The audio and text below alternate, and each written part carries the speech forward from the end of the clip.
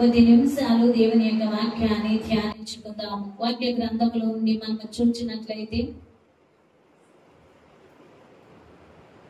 ఫిలిప్పీయులకు రాసిన పత్రిక మొదటి అధ్యాయము 21వ వచనాన్ని చదువుకుందామండి. ఫిలిప్పీయులకు రాసిన పత్రిక చదవండి. నా మట్టుకైతే బ్రతుకుట క్రీస్తే, చావైతే లాభము. చిన్ని ప్రార్థన చేసుకుందాము. అందరూ కూడా తలల వంచి కళ్ళు మూసుకుని ప్రార్థనలోకి వివరించండి. మహాగరుడును మహోన్నతుడు అయిన మా తండ్రి, సర్వాధికారము కలిగిన మా యేసుక్రీస్తు ప్రభువా, మీ పరిశుద్ధమైన పుణ్య పాదములకు వినయవందనములు, నమస్కారములు, దేవానికి స్తోత్రములు, స్తుతులు చెల్లించుకొనుచున్నాం. ప్రభా, ఇదిగో ఈ మరణాతమైన మందిర సంఘ బిడ్డలను ప్రేమించి నాయనాన్ని ఏర్పాటు చేసిన ఉపవాస కూటములను బట్టి నీకు స్తోత్రములు, వందనములు చెల్లిస్తున్నామయ్యా.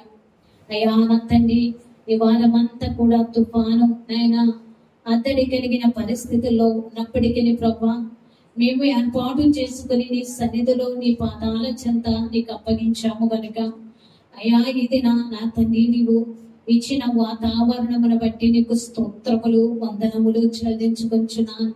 ఈ ఉపవాస కూటములను మా ప్రభా మా కొరకు ఏర్పాటు చేయబడి ఉన్నాము గనుక ఉపవాస కూటముల ద్వారా మేము ఆత్మీయ స్థితిలో బలపడడానికి, శక్తివంతులముగా మేము నిలబడడానికి ప్రభా, అలాగనే ఉపవాస కూటముల ద్వారా మేము అయ్యా సరి చేయబడి నీ వాక్యము చేత మా జీవితాలను దిద్దుకుంటూ ప్రభా నీ సన్నిధిలో మేము సాగుటకును ప్రభా నీవు ఏర్పాటు చేసిన ఈ 3 దినములను బట్టి నీకు స్తోత్రములు, వందనములు చెల్లిస్తున్నాను. మొదటి దిన కార్యక్రమం ప్రభా ఆరంభము నుంచి ఇంతవరకు మీరు మా మధ్య ఉండి జరిగించారు. మీకు స్తోత్రములు, వందనములు చెల్లిస్తున్నాను. పరిశుద్ధాత్మ తండ్రి మా మధ్యకు దిగి వచ్చిన దేవ, ఆత్మ తండ్రి మా మధ్య ఉన్న దేవానికి స్తోత్రములు, వందనములు చెల్లిస్తున్నాను.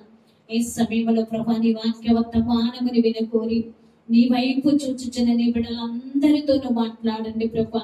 వారి హృదయ అంతరంగములను విరిగిన దేవుడు గనుక అయ్యా నీ బిడ్డలకు నాయన ఏ మాట అవసరమైనదో ఈ సమయంలో అట్టి వాక్కులు ప్రభా మీరే అందించి వారి హృదయాలను ప్రభా అయ్యా వారి మనస్సులను నాయన వారి జీవితాలను తాకుమనడుగుచున్నాను ప్రభు. నీకు స్తోత్రములు అయ్యా. నీ వాక్యము నా తండ్రి 2 అంచులు కలిగిన వాడి అయినా ఖడ్గమన్నారు గనుక ప్రభా, వాక్యమనే ఖడ్గము ఆయన వారి హృదయాల్లోనికి వెళ్ళటకు అయ్యా ఆ వాక్యము వారి జీవితాల్లో పనిచేసి దేవా నీ శక్తిని పొందుకోవడానికి ప్రభా ఆత్మ తండ్రి సహాయమును దయచేయండి ప్రభా. నీ బిడ్డలందరినీ వశపరచుకోనండి. ఎవరు కూడా ఈ సమయంలో అనాలోచనగా ఉండకుండా, నిద్రమత్తు కలిగి ఉండకుండా, కులుకుపాటు కలిగి ఉండకుండా, శ్రద్ధ భక్తులు కలిగి నీ సన్నిధిలో నీ వాక్యాన్ని వినగలుగుటకు సహాయం ఇచ్చేయండి ప్రభా. విన్నది వారి హృదయాల్లో భద్రపరుచుకోవడానికి సహాయమును దయచేయండి తండ్రి. నీకు స్తోత్రములు, వందనములు చెల్లిస్తున్నాను ప్రభా.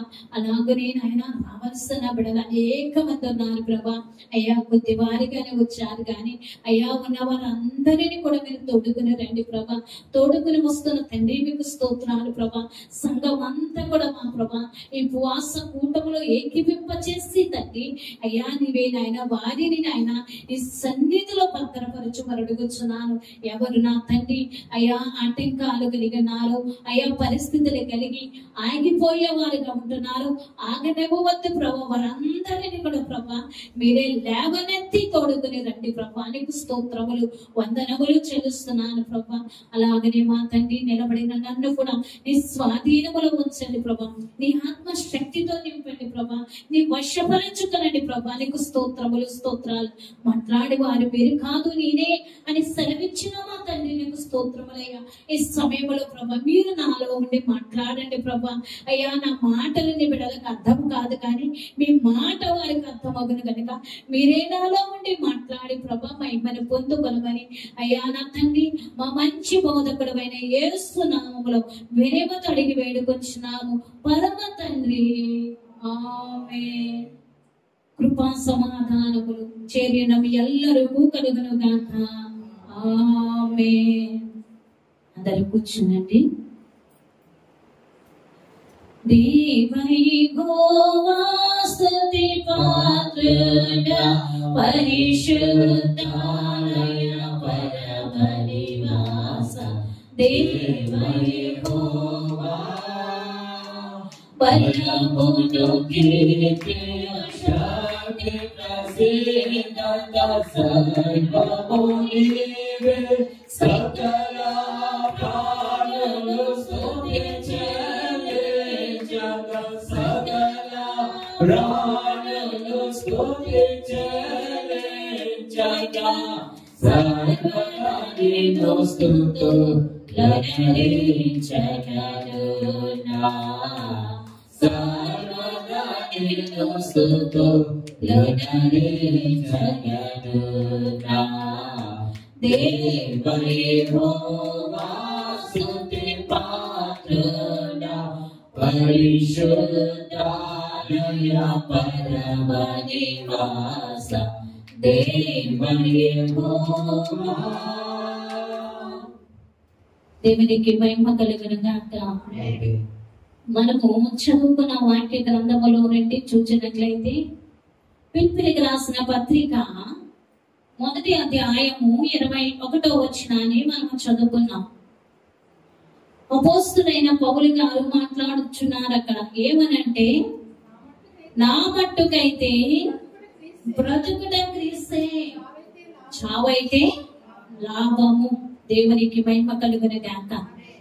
అపోస్తులైన పౌలు గారు మాట్లాడుచున్న మాట ఏమిటంటే, నా మట్టుకైతే బ్రతుకుట క్రీస్తే, చావైతే లాభము. ఎంతగా అపోస్తులైన పౌలు తన జీవితాన్ని దేవుని కొరకు ఆయన సమర్పించుకున్నాడో, ఎంతగా దేవుని కొరకు ఆయన నిలిచిన వాడైనాడో మనము ఈ మాటలో మనము చూడగలుగుచున్నాం.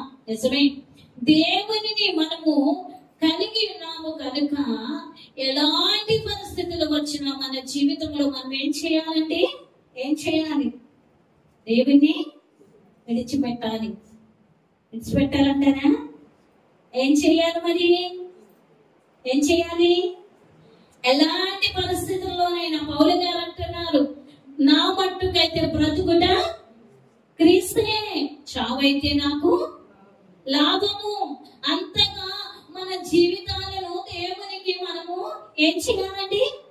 సమర్పణ చేసుకోవాలి. ఎందుకంటే మన కోసం ఆయన ప్రాణం పెట్టారైనా, మన కొరకు ఆయన పరమను విడిచి లోకానికి వచ్చినారు.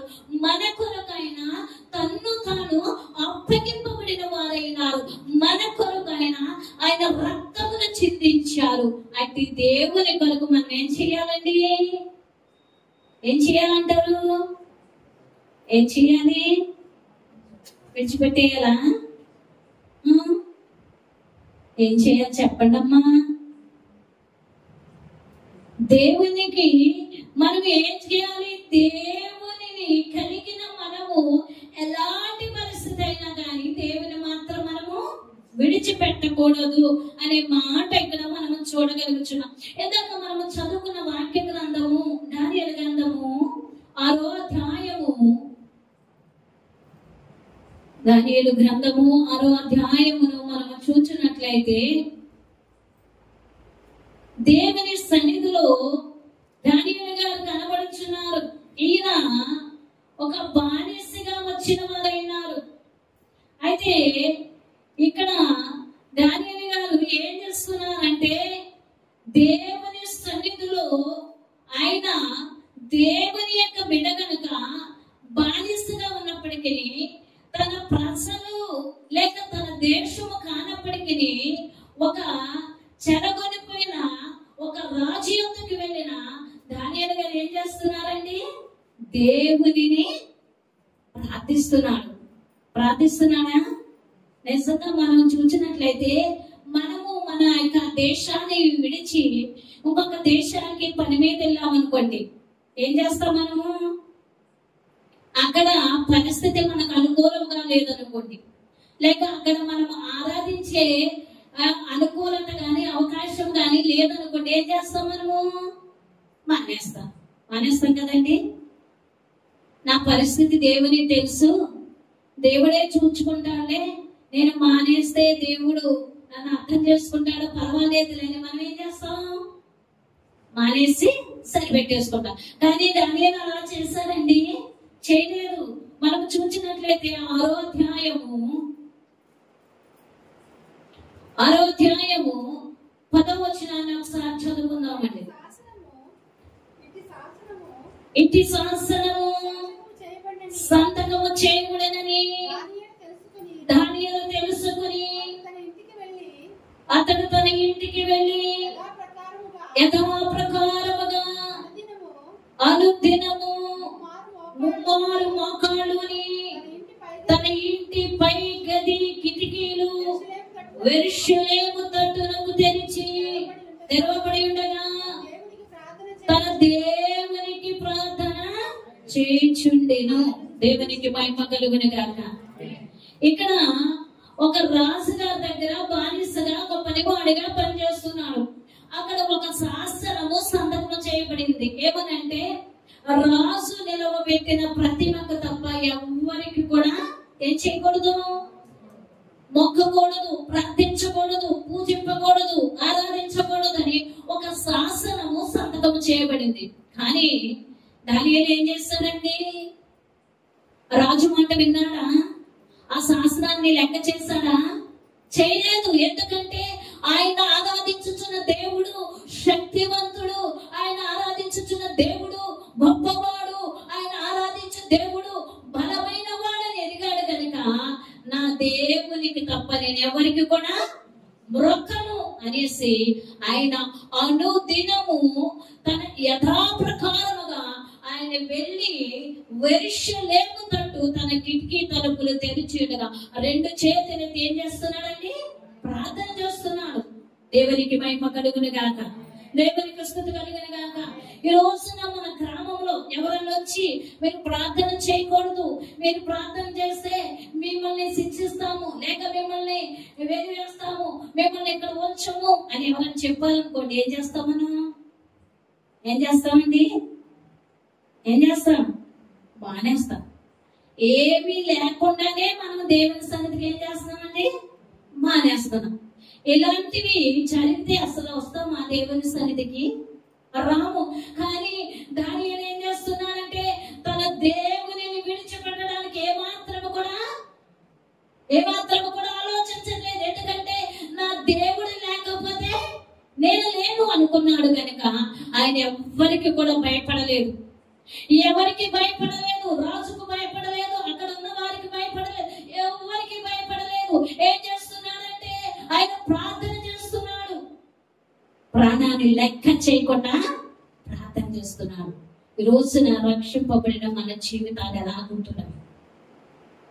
దేవుని నమ్ముకున్న మన జీవితాలు ఏ విధముగా ఉంటున్నాయి?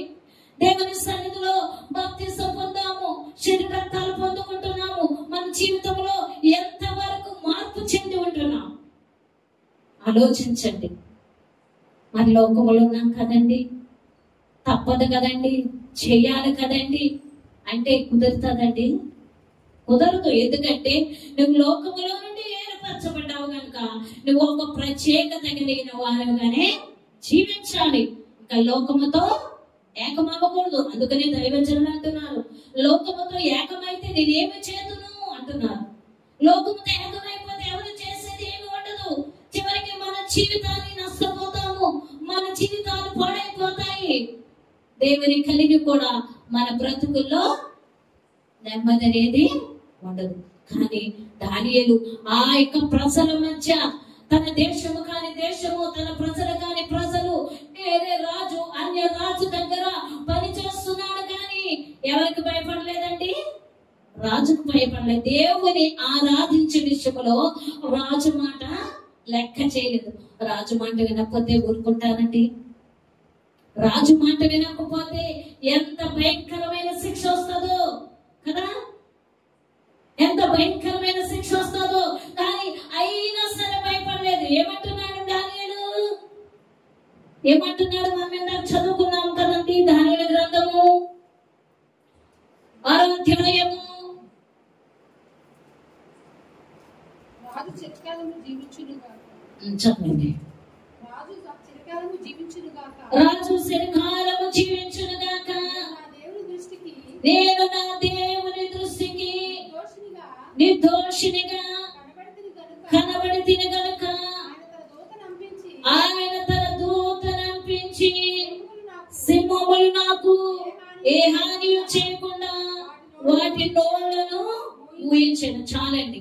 ఇక్కడ దానియేలు ఎప్పుడైతే దేవుని ఆరాధించడం మానలేదు, దేవుని లేక పూజించడం మానలేదు, ప్రార్థించడం మానలేదు, దానియేలు మీదకి ఏం చేశారండి? వారందరూ కలిసి రాజుకు చెప్తే రాజు ఏం చేశాడు? సింహపు బోనులో దానియేలు ఇచ్చాడు. కానీ దానియేలు ఎలాంటి వాడు అనేది రాజుకు తెలుసు. కానీ అక్కడ ఒక శాసనము సంతకం చేయబడింది కనుక దాని ప్రకారమే చేయాలి కదండి. తర్వాత ఎలాంటి వాడని తెలిసిన ముందు ఒక ఆజ్ఞ జారీ అయిపోయాక దాన్ని మళ్ళా మార్చడానికి వీలు కాదు. కానీ రాజుకు తెలుసు దానియేలు ఎలాంటి వాడు, ఎటువంటి వాడు, ఎంత నమ్మకమైన వాడు అనేది రాజుకు తెలుసు. అయినను ఆజ్ఞ ప్రకారం ఏం చేస్తున్నాడండి? తీసుకురమ్మని దానియేలుని సింహపు బోన్లో వేస్తాడు. సింహపు బోన్లో వేసినా సరే దానియేలు భయపడ్డాడా? భయపడలేదు. అయ్యో నేను చనిపోతాను కదా అనే ఆలోచన కూడా ఆయనకు రాలేదు. కానీ సంతోషంతో వారి వెనుక వెళ్ళాడు. వారి సింహాల బోన్లు ఆయన వేశారు. కానీ దేవుడు విడిచిపెడతాడండి. ఆయన నమ్మిన వారిని ఎప్పుడు కూడా ఆయన సిగ్గుపరిచే దేవుడు కాదు. దేవునికి మహిమ కలుగును గాక, దేవునికి స్తుతి కలుగును గాక. దానియేలు ఎంతగా దేవుని యందు నమ్మకము కలిగి ఉన్నాడు, దేవుని యందు విశ్వాసమును కలిగి ఉన్నాడు. నా ప్రాణం పోయినా పర్వాలేదు కానీ నా దేవునికి నేను ప్రార్థన చేయడం మానదు అనుకున్నాడు గనక దేవుడు వెంటనే ఏం చేశాడండి? సింహపు నోళ్లను మోయించాడు. దేవునికి మహిమ కలిగిన గాక. సింహాల నోళ్ళు మోయించడం సాధ్యమంటారా? సింహానికి దొరికితే విడిచిపెడతాదంటారా? విడిచిపెట్టదు. అక్కడ ఎన్ని సింహాలు ఉన్నాయో ఆ బోనులోకి తీసుకుని వెళ్ళి పడవేశారు. పడవేసిన వారిని ఆ యొక్క ఏదికి సింహాన్ని ఏం చేసేయండి? పడవేసిన వారిని పొడి చేసుకుని తినేసినాయి. కానీ ఈయనకి మాత్రం ఏ హాని కూడా రాలేదు. దేవునికి మహిమ కలుగును. ఈ రోజు నాకు ఎలాంటి శ్రమ వచ్చినా, ఎలాంటి కష్టం వచ్చినా, ఎలాంటి బాధ వచ్చినా, ఎలాంటి పరిస్థితులు వచ్చినా ఏం చేయాలని మనము దేవుని యందు విశ్వాసమును కలిగి ఉండాలి. దేవుని మీద నమ్మకము కలిగి ఉండాలి. దేవుని ప్రార్థించడం మనము మానకూడదు. మన ప్రాణం పోయినా పర్వాలేదు కానీ నా దేవుని కొరకు నేను బ్రతుకుతాను. నా ప్రాణం పోయినా పర్వాలేదు, నా దేవుని కొరకు నేను జీవిస్తాను. ఎందుకంటే నా దేవుడు జీవం కలిగిన దేవుడు, నా దేవుడు శక్తివంతుడు, నా దేవుడు గొప్పవాడు. ఆయన ఏదైనా చేయగలడు కదండి. ఆయన ఏదైనా చేయగలడు. ఆయనకు అసాధ్యమైనది ఏదైనా కదా. ఆయన ఏదైనా చేయగలడు. ఈ మధ్యన ఒక పాట చాలా అది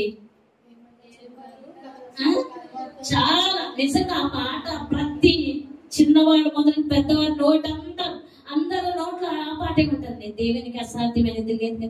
ఏమైనా చేయగలడు ఆయన. కథ మొత్తము మార్చగలడు ఆయన. ఆయనకు అసాధ్యమైనది లేదు. దేవునికి మహిమ కలుగును గాక, దేవునికి స్తుతి కలుగును గాక. దానియేలు ఎంతగా నమ్మాడో దేవుని, అంతగా దేవుడు దానియేలుని ఏం చేశాడండి? ఆ సింహపు బోనులో నుండి కాపాడాడా లేదా?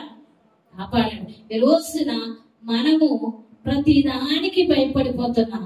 దేవుని యొక్క కొత్తానికి ఎన్నో ఆలోచనలు కలిగి ఉంటాం కదండి.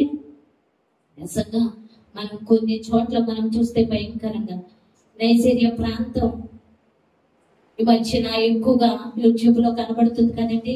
ఆ ప్రాంత ప్రజలు చూస్తారా? ఊచుకోత పోయబడుతున్నారు క్రైస్తవులైన వారు.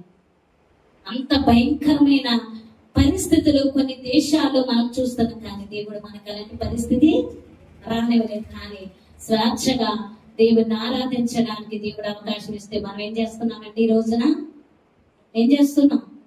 రాని పరిస్థితి. ఎప్పుడు కూడా పని లేక బాగోలేదు, లేక అక్కడికి వెళ్ళాలి, ఇక్కడికి వెళ్ళాలి, ఇది చెయ్యాలి, ఇది చెయ్యాలి, ఇవన్నీ చెప్పుకొని వంకలు పెట్టుకుని ఏం చేస్తున్నామండి? దైవ సన్నిధికి మనము మానేస్తున్నాం. అది మంచిదంటారా మన జీవితానికి? అలాంటి వారిని చూచినప్పుడు మన మనస్సు ఎంత కరగాలో కదండి. నిజంగా ప్రభు ఎంత ఏడుస్తున్నారండి ఆ ప్రసలు, ఎంతగా దేవుని ప్రార్థిస్తున్నారు. మనం అసలు ఆ భారం మనకుందా? ఆ యొక్క బాధ మనకుందా? మనం హ్యాపీగా వెళ్ళాలనుకుంటే వెళ్తాం, లేకపోతే లేదు. మనకు నచ్చితే వస్తాము, లేకపోతే లేదు. కానీ ఏదేమైనా మన జీవితాన్ని మన కొరకు ప్రాణం పెట్టిన యేసయ్య కొరకు ఏదైనా వదలకుండా మనం ఏం చేయాలండి? సిద్ధముగా ఉండాలి. దేవునికి మహిమ కలుగును గాక. దానియేలు అదే పని చేశాడండి. నా దేవుడు ఎక్కడో ఉన్న నన్ను బానిసగా ఈ ప్రాంతానికి తెచ్చాడు, ఇక్కడ మంచిగా పని చేసుకుంటున్నాను, అది దేవుని కృపను బట్టి. అది నా యొక్క సామర్థ్యము కాదు, దేవుని కృపను బట్టి ఇక్కడ ఈ ప్రజల మధ్య నేను మంచిగా జీవిస్తున్నాను. కానీ నా దేవుడు ఎంత కృప నాకు చూపాడంటే నా దేవుని కొరకు నేను బ్రతకాలి అనుకున్నాడు. దేవుని ప్రార్థించడము మానలేదు. ఎంత ఆజ్ఞ జారి అయిపోయినా సరే దేవుని మాత్రమైనా ప్రార్థించడము మానలేదు. చివరికి సింహాల గృహలోనికి వెళ్ళాడు. అక్కడ కూడా ఆయన క్షేమంగానే ఉన్నాడండి, సంతోషంగానే ఉన్నాడు. అయ్యో నేను చచ్చిపోతాను కదా, ఈ సింహాలను తినేస్తాయి కదా, ఇంకా అయిపోయింది కదా నా పని అనుకున్నాడా? అనుకోలేదు. మనమైతే ఒకవేళ మనకే అలాంటి పరిస్థితులు వస్తే మనం ఏమంటాం? నేను దేవుని ప్రార్థించడం మానేస్తాను, నన్ను మాత్రం అక్కడ వేయకండి, నన్ను మాత్రం హాని చేయకండి, నన్ను మాత్రం చంపకండి, నా కుటుంబానికి ఏ కీడు కలిగించకండి, దేవుని మాత్రం నుంచి పెట్టేస్తానండి అన్నవాళ్ళు లేరండి. అన్నవాళ్ళు చాలా మంది ఉన్నారు. ఒకప్పుడు ఆయనే నిజమైన దేవుడు అని నమ్మ, ఒకప్పుడు ఆయనే జీవము కలిగిన దేవుడు అని నమ్మ, ఆయన ద్వారానే సమస్తమును జరుగునని నమ్మావు. ఈ రోజున మనలో కష్టం వస్తే, బాధ వస్తే మనం ఏం చేస్తున్నామండి? దేవుని ఈజీగా ఇచ్చిపెట్టేస్తాం. కానీ దానియేలు అలా చేయలేదండి. ఏదేమైనా నా జీవితము దేవుని కొరకు అనుకున్నాడు. దేవుని కొరకు ఆయన తన చనిపోవడానికైనా సిద్ధపడ్డాడు. ఈ రోజున మనం ఏం చేస్తున్నాం? దేవుని కొరకు దేనినైనా వదులుకోవడానికి సిద్ధంగా ఉన్నామా? ఆలోచన చేయండి. దానియేలు తన జీవితాన్ని విడిచిపెట్టడానికి కూడా సిద్ధంగా ఉన్నాము. ఈ రోజున మనం ఏం చేస్తున్నాం? దానియేలు వలె మనం జీవించాలి. దానియేలు వలె మనం ప్రార్థించే వారముగా ఉండాలి. దానియేలు వలె దేవుని కొరకు మనము నిలబడే వారముగా ఉండాలి. ఉంటేనే వారి పొద్దున్న ఎంత ప్రయాసపడింది, ఆ ప్రయాసకు తగిన ఫలాన్ని మనము పొందుకుంటాం. ఆయన నిత్య రాజ్యములోనికి మనం ప్రవేశిస్తాం. నిజంగా మన సంఘంలో ఎవరి పిల్లలు చక్కగా పాడగలిగిన వాళ్ళు ఉన్నారు. అసలు మీరు వచ్చి ఆ పని చెయ్యాలి. అది దేవునికి మహిమ. అయ్యగారు కూడా మీరు ఎంతో సహకారం అందించిన వారుగా ఉంటారండి. అది మనకి దీవెనగా కూడా ఉంటుంది. కానీ అలా చెయ్యండి. దేవుని పని చేస్తే చాలా మంచిది, చాలా మంచిది. మనం దేవుని పని చేస్తే దేవుడు మనలను ఆశీర్వదిస్తాడండి. రేపు ఆదివారం నుంచి మీరు వచ్చి చేస్తారనుకుంటున్నా, నేనైతే ఆశిస్తున్నాను. అది దేవునికి మహిమ, మీకు ఆశీర్వాదము. దైవ సేవకులు కూడా ఎంతో సహాయం చేసినట్టుగా, సహకరించినట్లుగా కూడా ఉంటుందండి. ఆ పని చెయ్యండి, చేస్తే మీకే మంచిది. దేవునికి మహిమ కలుగను గాక. ఇక్కడ దానియేలు తన జీవితంలో బానిసగా ఉండి రాజు దగ్గర ఉండి ఆయన బ్రతుకుచున్నప్పటికీ రాజు పెట్టిన శాసనం ఏమాత్రం కూడా లెక్క చేయలేదు. ఎందుకంటే అన్ని చేస్తున్నాడు కదా, ఇదేంటి చేయలేదు. ఇది మాత్రం నా దేవుని కంటే ఏది కూడా ఎవరు కూడా ఎక్కువ కాదనుకున్నాను. దేవునికి మహిమ కలుగును గాక. దేవునికి స్తుతి కలుగును గాక. ఈ రోజున మనము కూడా మన దేవుని కంటే ఏది మనకి ఎక్కువ కాదండి. ఎక్కువ అంటారా? మనము లోకములో ఉన్నప్పుడు అండి, దేవుని అడిగినప్పుడు మనకి ఎన్నో పరిస్థితులు, ఎవరన్నా మనకి వచ్చి మనల్ని ఆదరించారా, మనకు సహాయం చేశారా, మనలను బలపరిచారా, లేక మనల్ని మన విషయంలో ఏదన్నా చేయగలిగారండి? ఎవరు చేయరండి. ఏదో మాట చెప్పి వెళ్ళావు అంతవరకే, కానీ అంతకు మించి ఎవరు కూడా లేది చేయదు. కానీ మనము నమ్మిన దేవుడు మనకి ఎప్పుడు ఎలాగూ ఏది చేయాలో అలాగనైనా చేస్తాడా? చేస్తాడా? దేవునికి మహిమ కలుగును గాక, దేవునికి స్తుతి కలుగును గాక. దానియేలు కూడా దేవుని సన్నిధిలో దేవుని ఎంతగా ప్రార్థన చేశాడంటే, తన ప్రాణం పోయినా పర్వాలేదు, నేను చనిపోయినా పర్వాలేదు, కానీ నేను మాత్రం నా దేవుని ఆరాధించడము మాననన్నాడు. ఈరోజు నా మాట మనం చెప్పగలమా? చెప్పాలండి. ఎందుకంటే మన కొరకు ప్రాణం పెట్టాడు ఆయన, మనల్ని రక్షించుకున్నాడు. తన ప్రాణం మనకు అడ్డుగా వేసి లేక మనల్ని ఈ రోజున బ్రతికి ఉన్నామంటే, జీవం కలిగి ఉన్నామంటే దేవుని ప్రాణము మన కొరకు పెట్టి ఆయన మన కొరకు త్యాగం చేశారు కనుక ఈ రోజున మనం ఎలా ఉన్నామండి? సజీవులుగా ఉన్నాం. అదే ఆయన ప్రాణం పెట్టకపోతే మనం ఎప్పుడో నశించిపోయేవారు. కానీ దేవుడు మనలను తన ప్రాణమును పెట్టి రక్షించుకున్నాడు కనుక మన దేవుని కొరకు మన ప్రాణాలను కూడా లెక్క చేయకూడదండి. ప్రాణాలను లెక్క చేయకూడదు అంటే అలాంటి పరిస్థితులు రానివ్వడు దేవుడు. కానీ ఒకవేళ వచ్చినా కానీ ప్రాణములు కూడా లెక్క చేయనంతగా దేవుని కొరకు మనం ఏం చేయాలండి? జీవించాలి. జీవిద్దామంటారా? జీవిద్దామా ఉన్న వాళ్ళందరూ కూడా దేవునికి మహిమ చెప్పండి. దేవునికి మహిమ కలుగును గాక, దేవునికి స్తుతి కలుగును గాక. బలో క్రీస్తు మహారాజుకి. దానియేలు అంతగా దేవుని కొరకు బ్రతికిన వాడుగా ఉన్నాడు. అలాగనే మనం చూసినట్లయితే నెహెమీయా గ్రంథము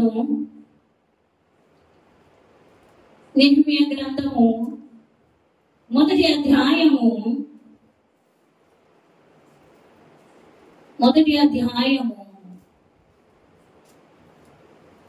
3వ వచనాన్ని నుండి చదువుకుందామండి. నెహెమీయా గ్రంథము 1వ అధ్యాయము 3వ వచనం.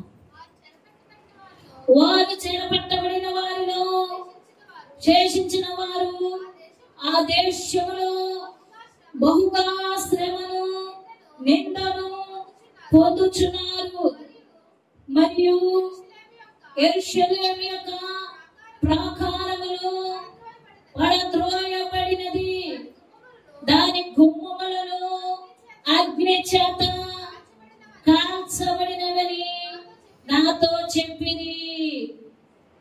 4వ వచనం కూడా చదవండి. ఈ మాటలు వినినప్పుడు నేను కూర్చుండి ఏడ్చి కొన్ని దినములు దుఃఖముతోను ఉపవాసముండి ఆకాశమందలి దేవుని ఎదుట విజ్ఞాపన చేసి తిని. దేవునికి మహిమ కలుగును గాక. దానియేలు దేవుని కొరకే బ్రతకాలనుకున్నాడు, తన జీవితాన్ని దేవుని కొరకే జీవించాలనుకున్నాడు. ఇక్కడ నెహెమీయా గారు కనబడుచున్నారు. ఈయన కూడా బానిసగా వెళ్ళాడండి. అంటే బానిసగా చెరగొనిపోయాడు ఒక రాజు యొద్ద. ఈయన కూడా పనిచేస్తున్నాడు. అయితే యెరూషలేము యొక్క ప్రాకారములు ఏమైనవండి? కూల్చబడ్డవి, అగ్ని చేత కాల్చవేయబడ్డాయి. అయితే బానిసగా వేరొక చోట బ్రతుకుతున్నాడు నెహెమీయా గారు. ఆయన బాగానే ఉన్నాడు, సుఖముగానే ఉన్నాడు, ఆయన జీవితం చక్కగా గడిచిపోతుంది, ఇంకా ఆయనకు బాధ లేదు. కానీ ఎప్పుడైతే తన పట్టణం యొక్క ప్రాకారములు కాలిపోయినావో ఆ మాట విన్నాడండి. ఆ మాట వినగానే ఈ నెహెమీయా గారు ఏం చేస్తున్నారండి? ఏడ్చుచున్నారు. తన పట్టణం కొరకు ఏడ్చుచున్నాడు. తన పట్టణ ప్రాకారములో కాలిపోవటం ద్వారా ఆయన దుఃఖముతో లేక ఉపవాసం ఉండి ఆయన ఏం చేస్తున్నాడండి? ఏడ్చుచున్నాడు. తన పట్టణమే కదా, ఆయన బాగానే ఉన్నాడు కదా, మరి అంత బాధ ఎందుకు ఈయనకి? పట్టణం కాలిపోతే కాలిపోయింది, ఆ ప్రకారం పోతే పోయినాయి, ఈయన బాగున్నాడు కదండి, ఏడవలసిన పని ఉందంటారా? రోజున మన బాగున్న మన కుటుంబం ఉంది అంటే మనం ఎవరి గురించి పట్టించుకుంటామా? నేను బాగానే ఉన్నాను, నా కుటుంబం ఉంది, చాలు అనుకుంటాం కదండి. ఊరు ఏమైపోయినా మనము ఆలోచిస్తామా? ఊళ్ళో ఏం జరుగుతున్నా మనం ఆలోచించం. ఎందుకంటే మనం బాగున్నాం, మన కుటుంబం ఉంది, అంతే చాలు, ఇంకెవరి గురించి మనకి ఆలోచన వద్దు. కానీ ఈ నెహెమీయా గారు ఏం చేస్తున్నారంటే ఆయన బాగున్నాడు, ఆయన జీవితం బాగుంది, చక్కగా ఉన్నాడు. కానీ తన పట్టణము యొక్క ప్రాకారములు కాల్చ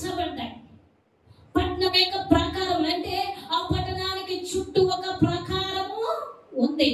ఆ దినాలలో ఆ పట్టణానికి ఒక గొప్ప ప్రాకారాలు ఉండేవంటండి. అంటే రోజున మన గృహాల చుట్టూ మనం ఏం కట్టుకుంటామండి?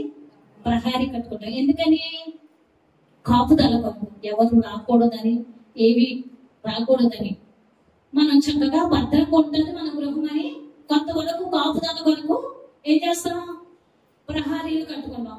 ఆ దినాలలో పట్టణంలోనికి ఎవరు చొరబడకూడదని, పట్టణంలో ఎవరైనా చొరబడి నాశనం చేస్తారేమో అని, పట్టణము లేక వారి శత్రువు వారి మీదకి వస్తారేమని ప్రాకారంలో చాలా బలముగా కట్టేవారండి. అయితే ఆ ప్రాకారము ఏమైందండి? అగ్ని చేత కాల్చబడినది. ప్రాకారము కాల్చబడినది అంతే, ఇంకేమి అవలే. కానీ ఆ ప్రాకారము కాలిపోవడము ఆయనకి ఎంత బాధ కలిగినదో, ఎంత బాధ కలిగిందో. ఆ మాట వినగానే ఏం చేస్తున్నాడు? దుఃఖముతో, అక్కడ అదే రాయబడుతుందండి, కొన్ని దినములు దుఃఖముతో ఉపవాసం ఉండి. అంటే ఆయన ఏడ్చుచున్నాడు. ఏమని?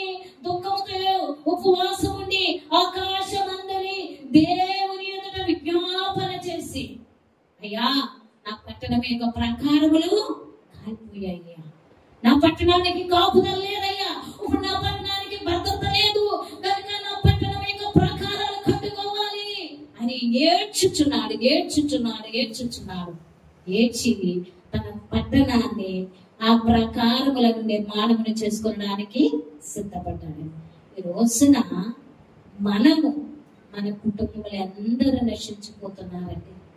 మన చుట్టుపక్కల అందరూ నాశనం అయిపోతున్నారండి. చాలా మంది దేవుని ఎరగని వారు అనేక మంది ఉన్నారండి.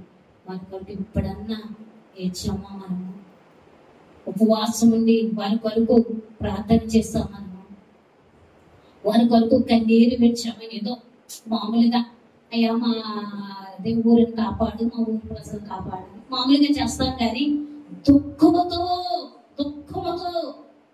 ఎప్పుడు వస్తుందండి దుఃఖం మనకి? మనం తట్టుకోలేనంత పరిస్థితి మన జీవితంలో కానీ మన కుటుంబంలో కానీ ఏర్పడినప్పుడు మనకేమొస్తుంది? దుఃఖం వస్తుంది. ఆ దుఃఖముతో మనము అప్పుడు ప్రార్థన చేస్తాం. లేక ఇంకా అది కూడా జరగనప్పుడు ఏం చేస్తాం?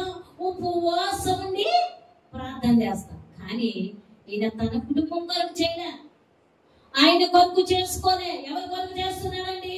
పట్టణం యొక్క ప్రకారములు నిర్మించడానికి కాలిపోయిన తన పట్టణ ప్రకారముల విషయంలో ఆయన ఏం చేస్తున్నాడండి? ఏడ్చుచున్నాడు దుఃఖముతో.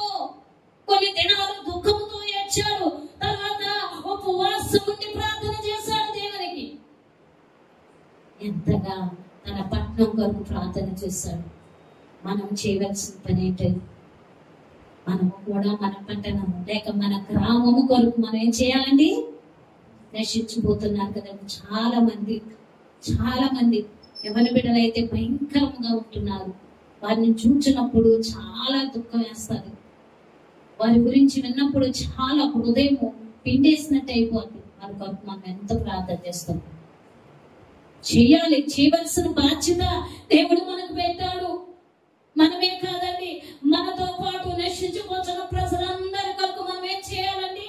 ప్రార్థన చేయాలి, ఏడవాలి, దుఃఖముతో ఏడవాలి, ఉపవాసం ఉండి దేవుని సన్నిధిలో ప్రార్థన చేయాలి. ఉపవాస దినాలు ఊరుకుని మనము ఏర్పాటు చేసుకోలేదండి. ఈ ఉపవాస ప్రార్థనలు ఎంతో శక్తివంతమైనవి. అవునంటారా కాదా? యేసు ప్రభు వారి యొద్దకు ఒక వ్యక్తి తన కుమారుడు దయ్యం పట్టి ఉన్నాడని తన శిష్యుల యొద్దకు తీసుకుని వస్తే వారు ప్రార్థన చేస్తారు.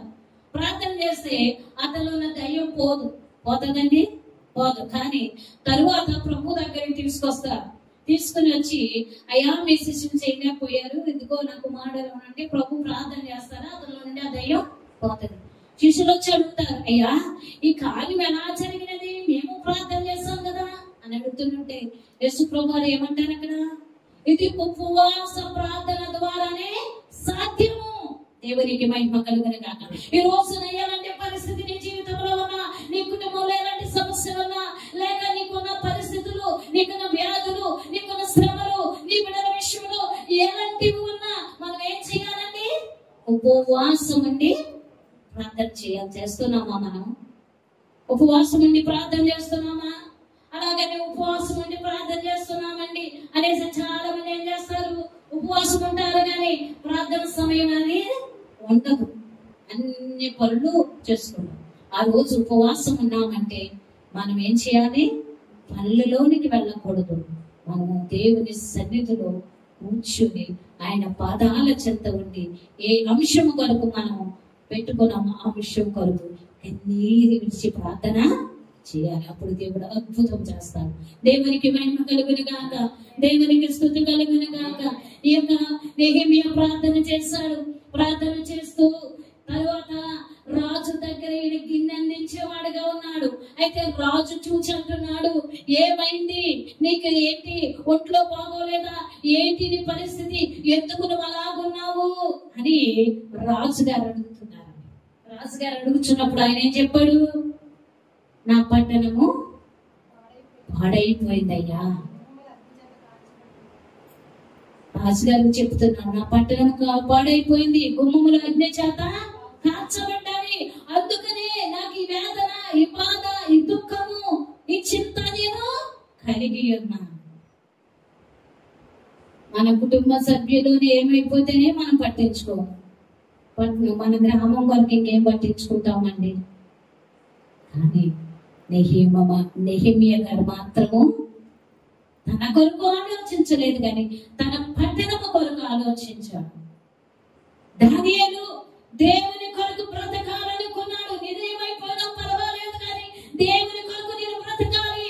ఎందుకంటే దేవుడు నా కొరకు ప్రాణం పెట్టాడు కనుక ఆయన కొరకే నేను బ్రతకాలి. అందుకని పౌలు గారు అన్నారు కదండి, మనం చదువుకున్న మాట, నా మట్టుకైతే బ్రతుకునా క్రీస్తే, చావైతే నాకు లాభం. అలాంటి స్థితిలో మనం ఉంటాం. బ్రతుకుట దేవుని కొరకే, లేక మనము చావైతే మేలుగానే ఉండాలి. అంతేగాని మనం ఏం చేస్తాము? పర్వాలేదు, ఏమైపోయినా పర్వాలేదు కానీ మనం మాత్రము దేవుని మాత్రము విడిచిపెట్టేయాలనుకుంటాం. కానీ దాన్ని అనుకోలేదు. నెహెమ్యా గారు కూడా అలాగనుకోలేదు. తన పట్టణాన్ని కాపాడుకోవడానికి ఆయన ఏడ్చాడు, ఉపవాసం ఉండి ప్రార్థన చేశాడు. ఆ ఉపవాస ప్రార్థన, ఆయన కన్నీటిని చూచిన దేవుడే ఆ యొక్క రాజు హృదయాన్ని మార్చడలేదా? ఆ పట్టణాన్ని నిర్మాణము లేక ప్రకారములు నిర్మాణము చేయడానికి సమస్తమును కూడా ఎంత ఏమి అవసరం అన్ని కూడా పంపించడం లేదా? దేవునికి మహిమ కలుగును గాక, దేవునికి స్తుతి కలుగును గాక. ఎప్పుడైతే దేవుని మీద మనము నిలబడి ప్రార్థన చేస్తామో, దేవుని యందు నమ్మకం ఉంచి ప్రార్థన చేస్తామో, మనము చేయలేని కార్యాలు దేవుడు చేస్తారు. దేవునికి మహిమ కలుగును గాక, దేవునికి స్తుతి కలుగును గాక. ఈ రోజున కష్టాన్ని చూచి ఏడుస్తున్నామేమో, బాధను చూచి ఏడుస్తున్నామేమో, లేక ఎవరన్నా ఏదన్నా అన్నారని ఏడుస్తున్నామేమో. మనం ఏడవలసిన పని లేదు. ఎందుకంటే మనము నమ్మిన దేవుడు శక్తివంతుడు. ఆయన పాదాల చెంతకు వెళ్ళు, ఆయన సన్నిధిలోని వేడుకు, నీ సమస్యకు ఆయన పరిష్కారము చేస్తాడు. దేవునికి స్తుతి కలుగును గాక, దేవునికి మహిమ కలుగును గాక. బోలో క్రీస్తు మహారాజుకి, బోలో క్రీస్తు మహారాజుకి. దేవునికి మహిమ కలుగును గాక. ఇక్కడ నెహెమ్యా గారు ప్రార్థన చేస్తారు. దేవుడు ఆయన యందు కటాక్షమును కలిగించిన వాడైనాడు. ఇక్కడ మనం చూసినట్లయితే నెహెమ్యా గ్రంథము 2వ అధ్యాయము 5వ వచనం నుండి చదువుతామండి. రాజుతో నీ సముఖమందు నేను దయ పొందిన యెడల నా పితరులు సమాధులుండు పట్టణమును తిరిగి కట్టునట్లుగా నన్ను యోధా దేశమునకు పంపుడని వేడుకొనుచున్నానని నేను మనవి చేసి తిని. అందుకు రాజు రాణి తన ఎంత కూర్చుని ఉండగా, నీ ప్రయాణము ఎన్ని దినముల పట్టును, నువ్వెప్పుడు తిరిగి వచ్చేదవని అడిగాను. నేను ఎంతకాలం అని చెప్పినప్పుడు రాజు నన్ను పంపుటకు చిత్తము గలవాడయ్యను. ఇదియు కాక రాజుతో నేను ఇట్లాంటిది, రాజునకు అనుకూలమైతే యోధా దేశమున నేను చేరు వరకును నన్ను దాటించున్నట్లుగా నది అవతలనున్న అధికారులకు తాకీదులను పట్టణ ప్రాకారములను మందిరముతో సంబంధించిన కోట గుమ్మములను నేను ప్రవేశింపబోవు ఇంటికి దూలములను ప్రాణులను ఇచ్చినట్లుగా రాజుగారి అడవులను కాయు ఆశాపునకును ఒక తాకిది ఇడని అడిగి తిని అలాగు నాకు తోడుగా ఉండి నాకు కృప చూపుచున్న నా దేవుని కరుణాస్తము కలది. రాజు నా మనవి ఆలకించెను. తరువాత నేను నది అవతలనున్న అధికారుల యొద్దకు వచ్చి వారికి రాజు యొక్క తాకీదులను అప్పగించి తిని రాజు నాతో కూడా సేనాధిపతులను గుణపు రౌతులను పంపించెను. దేవునికి మహిమ కలుగునుగాక. ఎంత గొప్ప కార్యం అండి! అంటే దేవుని సన్నిధిలో తన పట్టణము కొరకు ఎప్పుడైతే ఆయన పట్టించుకున్నాడో, తన పట్టణం యొక్క ఆ ప్రాకారములు కాల్చివేయటము విని ఏడ్చాడు, దేవుని సన్నిధిలో ప్రార్థించాడు. దేవుడు ఎంత కృప చూపాడు, ఎంత కృప చూపాడు. రాజుగారు కూడా పంపించడానికి ఆయన ఒప్పుకున్నాడు. ఒప్పుకొనడమే కాదు కానీ అక్కడ వాటిని నిర్మాణము చేయడానికి కావలసినవన్నిటిని కూడా తనతో పాటు తన వెనకతలన్నిటినీ పంపించాడు. దేవునికి మహిమ కలుగునుగాక. కానీ పంపించడమే గొప్ప కార్యం అంటే అంతకంటే మించినది ఆ పట్టణ ప్రాకారములు నిర్మాణము చేయడానికి ఏది కొదువ లేకుండా, ఏది కొలత లేకుండా, ఏది కూడా అయ్యో ఇది లేదనే మాట రాకుండా సమృద్ధి అయిన సహాయమును పంపించారు. దేవునికి మహిమ కలుగునుగాక. దేవునికి స్తుతి కలుగునుగాక. అన్య రాజు యొక్క దేవుని బిడ్డగా నీవు నమ్మకముగా పనిచేసి దేవుని మీద నమ్మకముగా నువ్వు బ్రతికితే దేవుడు అద్భుతాన్ని చేస్తాడు. దేవునికి మహిమ కలుగునుగాక. దానియేలు దేవుని కొరకు బ్రతికాడు. నెహెమ్యా తన పట్టణము కొరకు ఆయన పట్టించుకున్నాడు. మరొకరిని మనము చూచినట్లయితే ఎస్తేరు చూద్దామండి. ఎస్తేరు గ్రంథము 4వ అధ్యాయము 15 నుంచి 17వ వచనం వరకు చదువుతాము. ఎస్తేరు మొర్దెకైతో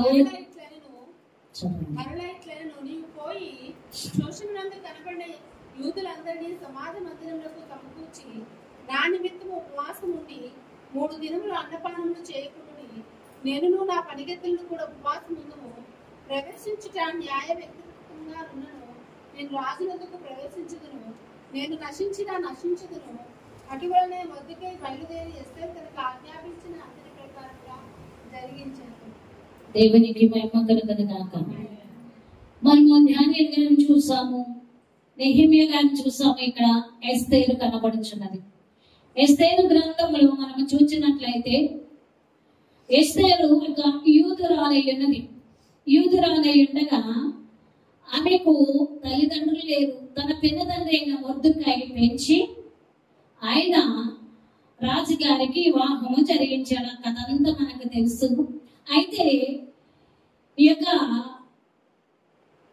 ఈ రాజుగారి దగ్గర ఉన్న తన కింద ఉన్న ఒక పనివాడు ఏం చేశారంటే యూదులందరినీ కూడా నాశనం చేయాలనుకున్నాడు.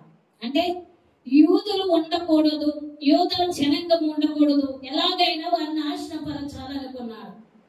నాశనపరచాలనుకుని లేనిపోనివి రాజుగారికి చెప్పుతూ యూదుల మీద ఆయనకి లేనిపోనివని చెప్పి ఎలాగైనా వారిని హతమార్చాలనుకున్నాడు. కానీ దేవుడు తన నమ్మిన వారిని ఎప్పుడు కూడా విడిచిపెట్టే దేవుడు కాదు. అయితే ఈ మొర్దెకై ఇవన్నీ చూస్తున్నాడు, వింటున్నాడు. అయితే ఒక రోజున ఇవన్నీ విన్న మొర్దెకై ఏం చేస్తాడంటే రాజుగారి యొక్క గుమ్మం మీద కూర్చున్నాడు. కూర్చుని ఆయన గోనె బట్ట కట్టుకుని కూర్చున్నాడు. కూర్చుంటే రాణిగారు కోటలో ఉంది. అయితే ఈ మాట అక్కడ ఉన్న నపుంసకులు చూచి ఈ యొక్క ఎస్తేరుకి చెప్తారు. ఎస్తేరుకి చెప్పినప్పుడు ఆమె మొద్దుగా ఎందుకు అలాగున్నాడని, లేక వస్త్రాలు లేకుండానని వస్త్రాలు పంపించి ఎలా మాట్లాడతాడు. కానీ ఆయన అవి ఏమీ కాదంటాడు. అవి ఏమీ కాదని ఆయన తీసుకోడు. అయితే ఎందుకు అలాగున్నావంటే అప్పుడు ఆయన చెప్తాడు, ఇదిగో హామాన్ అనే వ్యక్తి యూదులందరినీ కూడా నాశనం చేయాలని ఉన్నాడు, అలాగనే రాజుగారు కూడా కీడు తలపెడుతున్నాడు అనే విషయాన్ని ఎస్తేరు గారికి పంపిస్తాడు. అయితే ఈ మాట ఎస్తేరు వింటది. ఎస్తేరు విని మరి ఎలాగంటే ఆమె అప్పుడు మొద్దుకాయ అంటాడు, నువ్వు రాజుగారి దగ్గరికి వెళ్ళి మాట్లాడంటే, అమ్మో రాజుగారి దగ్గరికి వెళ్ళి నేను మాట్లాడకూడదు, ఆయన పిలిచినప్పుడే వెళ్ళాలి, కానీ రాజుగారు పిలవకుండా వెళ్ళి మాట్లాడడము జరగదు, కనుక నేను వెళ్ళను అంటది. వెళ్ళను అన్నప్పుడు ఇక్కడ మొద్దుకాయ అంటాడు. ఇక్కడ మనం చూసినట్లయితే 14వ వచనం నుండి చదువుకుందామని. నీవి సమయమందు ఏమీ మాట్లాడక మౌనముగా ఉన్నాయడలా యూదులకు సహాయమును విడుదలయు మరి ఒక దిక్కు నుండి వచ్చును, గాని నీవును నీ తండ్రి వారును నశించుదురు. నీవి సమయమును బట్టి రాజ్యమునకు వచ్చితివేమో ఆలోచించుకోమని చెప్పుమని.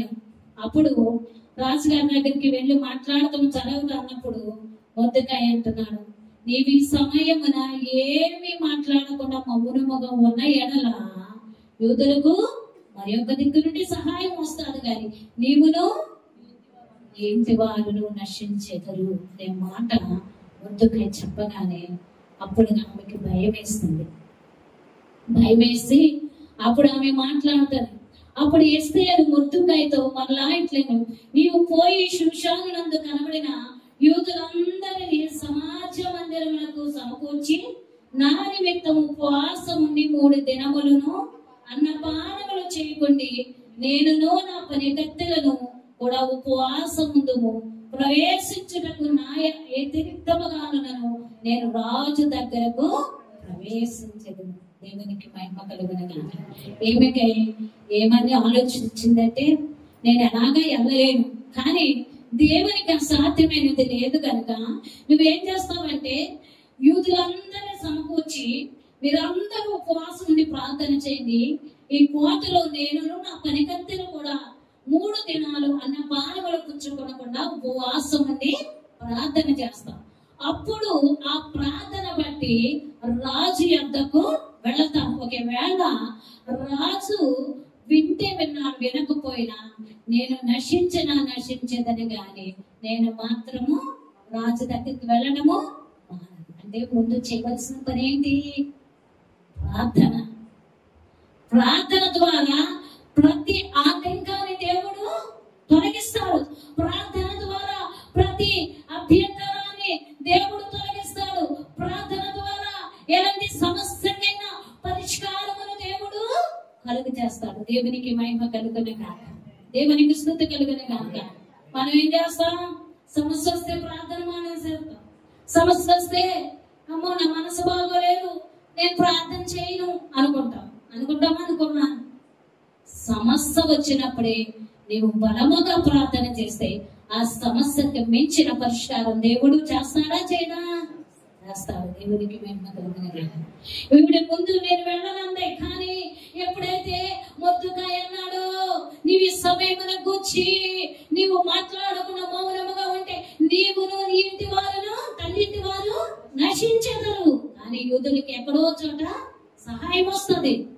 నువ్వు చేయకపోయినా దేవుడు ఎలాగోలాగిన మాకు సహాయం చేస్తాడు, కానీ నువ్వు వెళ్ళడం ద్వారా మంచిది అని చెప్పాను. ఇంకా తను నిశ్చయించుకుంది, ఉపవాస ప్రార్థన ద్వారానే నేను రాజుగారి దగ్గరికి వెళ్ళగలను. ఉపవాసం ఉండి ప్రార్థన చేస్తుంది. ప్రార్థన చేసి 3 దినాలు అయిపోయాక ఆమె రాజుగారి ఎదురికి వెళ్ళింది. వెళ్ళగానే ఆయన ఎందుకు వచ్చావని అడగగానే ఏం చెప్పిందామే? విందుకు రమ్మని పిలిచింది. ఆ విందుకు వచ్చినప్పుడు ఆ సమస్య అంతా కూడా చెప్పాలనుకుంది. ఇలాగున తన యొక్క ప్రజలను లేక తన జనాంగాన్ని రక్షించుకోవడానికి ఆమె ఏం చేస్తుందండి? ప్రార్థన చేస్తుంది. ముందు భయపడ్డది కానీ తర్వాత ఆమె భయపడలేదు. పర్లే, నేను నశించాను కానీ నా ప్రజలు ఎలాగైనా రక్షించుకోవాలి, నా జనాంగాన్ని రక్షించుకోవాలి అనుకుంది. ఈరోజు మనం అలాగనుకుంటామా? నాకెందుకు, ఎవరెలా పోతే నాకెందుకు, నేను బాగుంటే చాలు అనుకుంటారా? అనుకోరా? మీరు అనుకోలే కానీ అనుకోరా? చాలా మంది అన్నారు, నేను బాగున్నాను చాలు, ఎవరి సంగతి నాకెందుకు అనుకునే వాళ్ళు లేరండి. అనుకుంటారు. ఏమి? తన జనాంగాన్ని రక్షించుకోవడానికి ఆమె నశించినా పర్వాలేదు కానీ నేను నా ప్రజలను రక్షించుకోవాలని పట్టుదల ఆమెలోనికి వచ్చింది. ఈ రోజున మనము కూడా నశించిపోతున్న మన ప్రజలను రక్షించబడడానికి మనము ప్రాణాలు కూడా లెక్క చేయకూడదు అనే విషయాన్ని ఈ ఎస్తేరు ద్వారా దేవుడు మనకు తెలియపరుస్తున్నారు. దేవునికి మహిమ కలుగును గాక, దేవునికి స్తుతి కలుగును గాక. ఒకటి తన ప్రజల కోసము, రెండవది ఆమె బ్రతకడానికి ఆమె దేవుని సన్నిధిలో ప్రార్థన చేస్తుంది. ఈ రోజున మనం ఎలాగూ చేస్తున్నాం? దానియేలు దేవుని కొరకు తన ప్రాణాన్ని కూడా లెక్క చేయలేదు. నెహెమ్యా తన పట్టణాన్ని కట్టుకోవడానికి ఆయన కూడా లెక్క చేయలేదు.